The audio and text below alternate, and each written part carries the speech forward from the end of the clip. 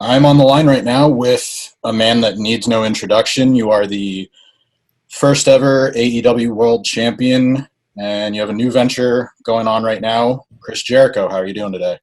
I'm rocking, man. How are you doing? Not too bad. Keep trying to stay busy in the pandemic, you know. Well, this helps. Yeah.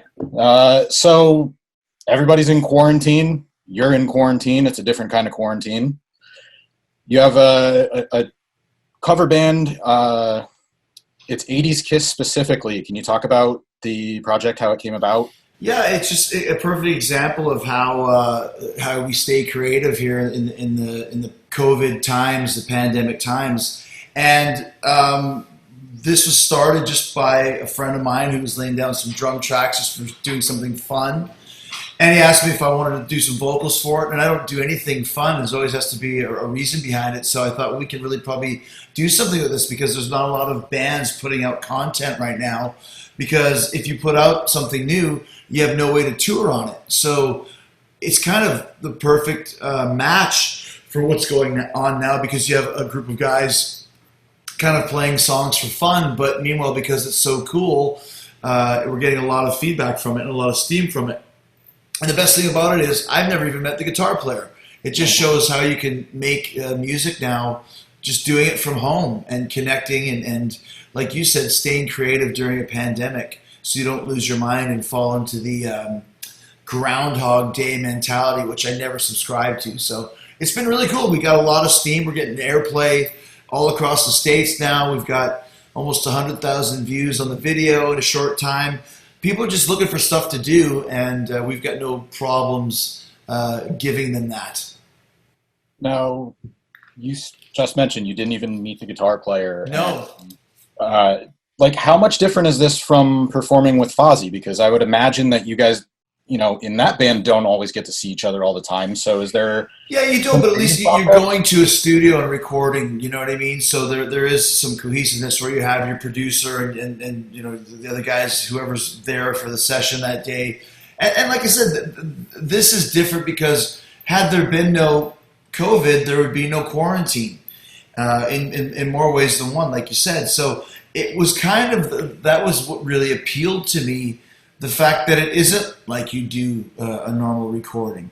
It isn't doing a video the way you normally would do it. We took our phone and held it up and got somebody to edit it really killer, and it cost us like $100 and was done in a day. If you're doing a real video, it takes 5, 6, 7 hours, maybe 1 or 2 days, and you're spending thousands and thousands of dollars. And there's no rules now for what COVID is. I mean, you can make something like we did with the Bubbly Bunch in AEW and filmed it at our houses, and you could never have put that on camera on a nationwide television show, 3 months ago. But now people are just accepting it because they appreciate the fact that you're doing something new and providing entertainment for people at this point in time when they need something to divert themselves from what's going on. So, like I mentioned, Kuarantine the band is a direct result of the quarantine that you get. Because if there hadn't been a quarantine, there'd be no reason for quarantine with the K. Yeah. No, no, no is the video that's out now, and I got a chance to watch Heart of Chrome that's coming out later this month, and it really seems like you did have fun with it. Like, you're driving around in a sports car, you're drinking a Slurpee, but you're still singing this killer rock song. Can you talk about the making of that video? Well, the cool thing about that one is you actually have Bruce Kulick, who was in Kiss, on that. And that's the thing. There's this whole kind of cachet of great Kiss music from the 80s that kind of gets passed over because everyone wants to talk about 70s and makeup. And 80s Kiss is my favorite era. So these other guys that are in the band with me all feel the same way. So we have this wealth of material of these great songs that people aren't really familiar with, and then throw that in with the fact that we're all friends with Bruce Kulick, who used to be in Kiss during this era. So only could you do a Kiss 80s cover band with one of the guitar players from Kiss in the middle of a pandemic. That only could have happened with COVID. So once again, we're putting together this it's another killer tune. Another great video that was done very quickly on a shoestring budget, but doesn't look that way. And it's something fun for people to get involved in and be a part of. in this kind of lockdown world. It's a good bridge to get people to the other side of it. You pointed out something that's interesting, and I'll say grew up where the Kiss without makeup. That was a very controversial take, even though there Right, are some really good songs. Like I remember, I think one of the first songs I remember is "Lick It Up" and the right. music video. But like, besides, okay, it's a departure from Kiss, what you're used to. Like, what's the appeal about that era? Because I know really like it was, I think like 83 to 96 83 or to about 98. 96. And the reason for that is that's when I discovered Kiss. The first Kiss song that I ever really heard, besides, whatever you heard kind of in the background growing up, but the first one I ever paid attention to was Heaven's on Fire from 1984, from Animalize. So that was what really appealed to me. And I went back and discovered Kiss with makeup afterwards, but to me, the 80s version was great. And that's when I went to high school. So every album that came out, you would know about it and read about it in the magazines and be waiting for it. So I think the best music is music that you focused on and has life meaning for you. I can think back to where I was when all these records came out, and in the 70s stuff too, but that was going back and finding it. Whereas the 80s stuff I was looking forward to. I can't believe, Crazy Nights is coming out in a month. So those songs mean more to me and the guys in Quarantine. We relate to them more, and they're much more heavy metal than kind of the hard rock of 70s Kiss. So it just appeals to me. And the fact, once again, that no one really knows these songs, and you hear it for the first time, that's why No No No's getting all this airplay, because you hear this song that begins with a minute long drum guitar solo. You're like, who's doing this in 2020? And the answer is nobody. So it kind of opens up a little bit of a market for Quarantine, where some people might think this is great original music, but it's really not. So, and like I said, there's really no plan for this. It just happened because all of us are sitting here doing nothing. Well, let's change that and be creative and provide some content for the people that want to hear it. Is there any plan to keep this going? Maybe like one track a month, or do Yeah, you? I mean, absolutely. I mean, we can do a couple songs every few months. There's a market for it, and like I said, the material is there, and why not? I think I haven't even met the guitar player Joe yet. I haven't even met him. We did a live chat a few weeks ago, but it'd be great to actually meet him in person and all the guys. So. And this is something, whatever positives there are during these crazy times, this is one of them. We have a really cool project that we can continue on for as long as we choose to, because the chemistry, the interest, and the material is there. I'll put you on the spot. Is there a least favorite era of Kiss or a least favorite album? I mean, I've been such a fan that to me, like, I don't like some of the earlier records that are kind of the classics. But like the first Kiss record, the songs are there, but they're not as good as they are as they were on Kiss Alive. So that first record's kind of really dodgy to me. Wasn't a fan of the last Kiss record, Monster. But they all have pros and cons. But the real favorite era for me is that 84 to 92. The Animalized to Revenge and everything in between there. I saw an interesting quote the other day when I was kind of going back into the catalog, and somebody wrote an article, and they were like, that era of Kiss would have been that much better if Gene actually tried. And I thought that was hilarious because Yeah, well, if you look, he did try and Look It Up, and he did try and Revenge, and then in between he was making movies, and he was banging Diana Ross, and he was managing this band and doing that. So you can see, I mean, Paul Stanley was kind of the constant there, but the Kiss has always been based around the partnership. And when his partner kind of effed off for a while, the quality of Gene's work went down. Paul's stuff was always great, but Gene's stuff was basically secondary until that Revenge record, until he made his big return. So you can see that if you're a Kiss fan, the 80s era of Kiss is very important, not just from the material, but from the whole storyline of what was going on behind the scenes at that point in time. yeah. I don't know if the correlation's there, but sometimes I always relate it to like the few years in Aerosmith right before they did Walk This Way. Yeah. It's sort of under the radar, but You know, Yeah, it's so almost they like not as important as when they came back. Yeah, it was where Joe Perry left Aerosmith, and that's one thing about Kiss. Gene never left Kiss; he was always there. Like, Keith Richards and Mick Jagger never broke up. There was always the Stones, even if they hated each other for a certain point in time. But that Aerosmith era with no Joe Perry, it was really that's harder to listen to because once again, Mick and Keith, Gene and Paul, Joe and Steve, and it kind of goes hand in hand. And you can't really have one without the other. Mhm. We've been referring to it as the quarantine era for, I don't even know how long we've been home now, like 3 months or whatever. Seems like it. Yeah. It changes rapidly every week, but I guess, you still get to go to work if you Uh-huh. look at it that way. Yeah. And you guys have been testing, you've been open about that. Have there been any talks about,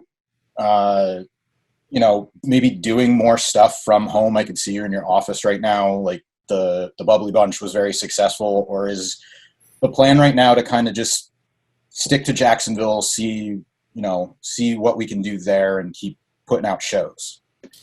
Well, no, I mean the idea is to get people back in the crowd. We've always had a crowd, but it's very orchestrated. It's our people and all that sort of thing. But the idea behind all of this was to keep our shows as exciting and as relevant as ever as possible, and to have a crowd ready to come back when we're ready to have them. So I would love to see that sooner. I keep saying this over and over again, but I know. I'm just gonna change this. Can you hear me? Yeah. Get a better mic. It wasn't turned on before. That's why it wasn't working. I have some friends that are stand-up comedians in LA. I'm not sure where you're based, but they're getting ready to do shows in Arizona, Oklahoma, I think Utah, Texas, and it's 1/3 capacity. Start out, see how it goes. And for us in Jacksonville at Daly's Place, it's a 6,000 seat amphitheater. You could put 1,000 people in there and space them out 6 feet accordingly, and have 1,000 people. So I think we're just waiting on the okay from the governor on that. Start with 100 people, start with 200 people, whatever the rule is. I think we're almost there because, like I said, if stand-up comedy has it, there's no reason why wrestling can't have it either. Because it's not like we're running through the crowd, or not like they'd be super stacked together. We have the right venue for that. So hopefully it's just a matter of time. I would like to see hopefully within a month. Looking at the shows you have been putting on recently, you guys have 20 people at ringside, and it sounds like a full arena. So well, it does, yeah. I definitely like you said. We've done a great job of kind of keeping this. Like I said, keeping it going and adapting as much as we possibly can, whether it would be, having the crowd in there, having the stadium stampede match, which much like Quarantine wouldn't exist if there was no COVID. You know what I mean? So we're doing everything we can to adapt and to stay ahead of the curve as we flatten the curve. There you go. There's your headline. But I think Angus, there's Angus in the back. Hey, buddy.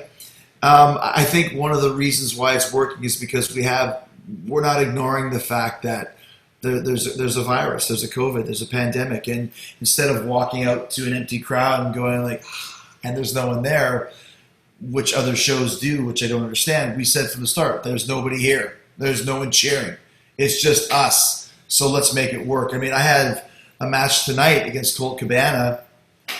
It's my first singles match, my first actual match in the COVID era. We did the street fight, we did the stadium stampede, but to be working a singles match one-on-one, the high spots and finishes and false finishes with minimal people there, it's very, very strange, but it's just the way it is. And I think we've done a really good job in grabbing that bull by the horns and just doing what we do, which is continue to entertain, but doing it in the best possible way, knowing that we have to make changes, and we've been able to do that.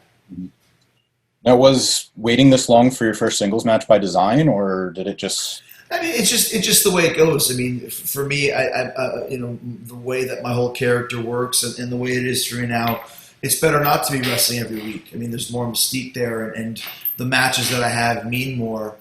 So yeah, there's been a lot more. I mean, I did commentary for 4 weeks. We did bubbly bunches. I did, all the stuff that we did in building up Matt Hardy and building up the return of the Young Bucks and the Stadium Stampede match and all those sort of things. I mean, I've had pretty much a very prominent role every week on TV, and that's a good place to be. And that way, when you wrestle, it makes it more special. So, I mean, I had the one little kind of 2-minute match with Pineapple Pete, which was more of just a storyline thing, and then had the match with Colt tonight, which was a lot of fun. And we tell stories, so each thing leads to the next. And if that means having a match, that's great. If it means getting into a giant, mob fight with Mike Tyson and his crew, that works as well. I'm surprised we went this long without bringing it up, but you made some headlines last week for that very reason. Right. You kind of blamed Colt Cabana and some of the other guys for getting in your way. What, like a week removed, what do you have to say about Mike Tyson? Where do you want to see this go with him? I mean, I'd like to see it go all the way. I mean, Mike has been an enforcer. Mike has thrown a punch that knocked somebody out, which is me. And Mike's been involved in this wild and woolly brawl. The one thing he's never done is have a match, a fight. And I think this is the perfect time for him. The aura and the mystique of Mike Tyson is back. He looks great. You've seen his sparring videos. He moves fast. He's Iron Mike Tyson again. Probably one of the worst things you could do is put him in an actual boxing match. Maybe if it's somebody in his own era and doing kind of exhibitions and that sort of thing. But we want to keep Mike Tyson's aura at a maximum, which is why AEW is perfect for him. I mean, we can do whatever storyline we choose, and wrestling is all shapes and sizes. We can do whatever we need to do and plug him into any situation that we want to make it.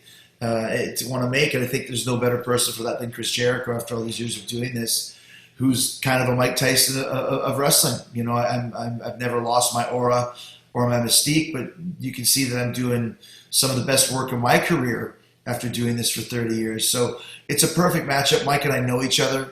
We've known each other for 10 years. We have a built-in storyline, a built-in angle, something that's not just a random thing. And the character of Chris Jericho, that makes perfect sense that I would be obsessing with this for 10 years and not scared of Mike Tyson. I know a lot of people are like, are you crazy? You were standing face to face with Mike Tyson. With Mike, there's no script. There's no rehearsal. He's going to do whatever the fuck he wants. And that's fine. I don't mind because I can control that and I expect it. So I think there's a lot of excitement there. And I know we're working on that, both sides, to make something like that happen. I know there's a lot of expectations or speculation, but is that a match, if it was to happen, like Mike Tyson's match, you would think has to happen in front of a big crowd? I mean, I would like that. And once again, there's no rush for this. It's not something that we have to do next week or the week after that. And here we are in June. Our next pay-per-view, All In, I believe, is end of August, beginning of September, some point in time. So I would think around then, we will be able to have some people in the crowd. And once again, even if we can't, there's ways to make it work. You saw what we did with the Stadium Stampede match. There's a lot of different things we can do. That's the easy part. The match is the fun part. It's the build-up and getting it on the table.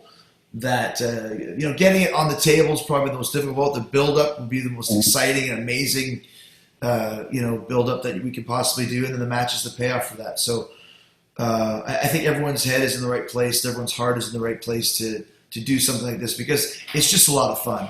I mean, afterwards, last week when we finished that giant, riot.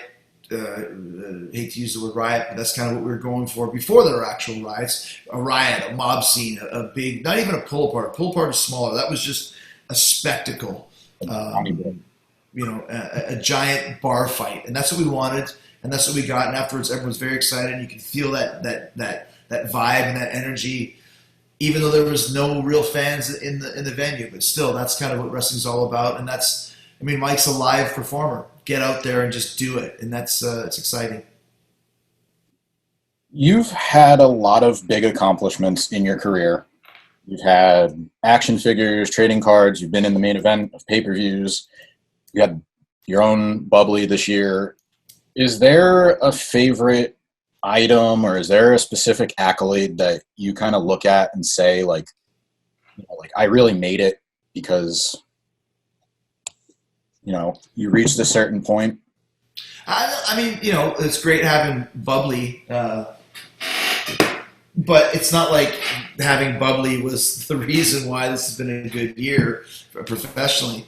I mean, I think that I just take things as it comes. And I think the fact that we're, the coolest wrestling company in the world with the most buzz and becoming, in some weeks we're beating Raw and SmackDown in demographics, or in Canada we beat SmackDown in the ratings this week. So that to me is the most exciting thing, is that we took a chance to create a whole new style of wrestling, and it really made a difference. People were waiting for it, and this wasn't done half-assed. It was done very smartly, and we knew we had to be different, which we are.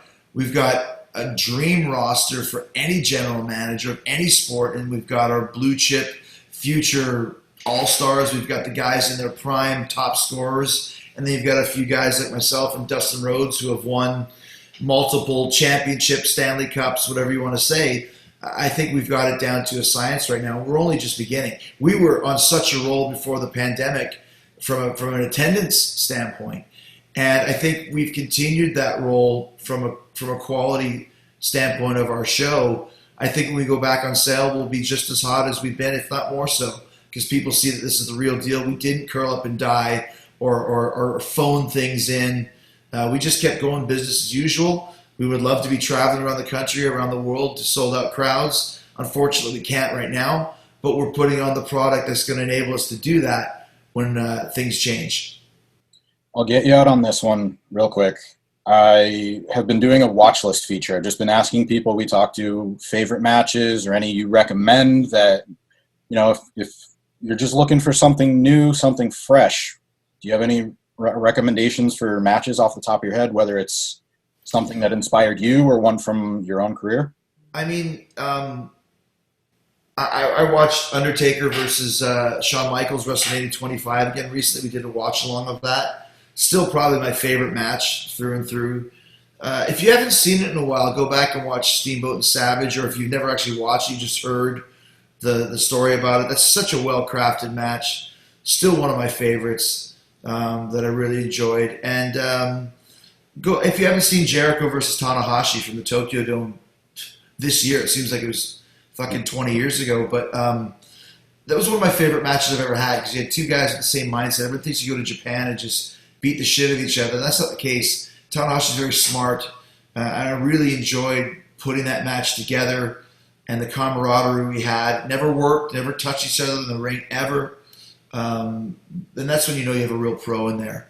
And then the Stadium Stampede. If you haven't seen it, some people are calling it the best match I've ever seen. I think it's one of the best things I've ever done for many reasons. And once again, like I said earlier, wrestling has all different shapes and sizes, and we used all of them in that Stadium Stampede match. So there you go. Chris Jericho is in quarantine, and No. Go check out the video. No is out now. Heart of Chrome's coming out soon, later this month, and we can catch you every week on Dynamite. Thanks very much for your time, man. Thanks, man. Talk to you soon.